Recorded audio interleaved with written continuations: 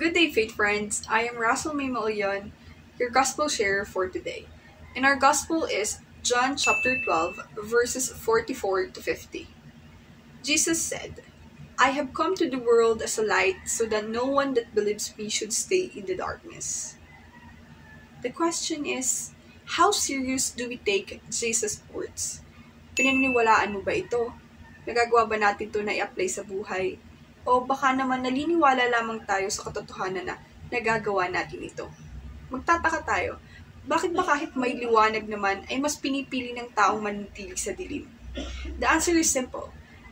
We are too distant with Jesus.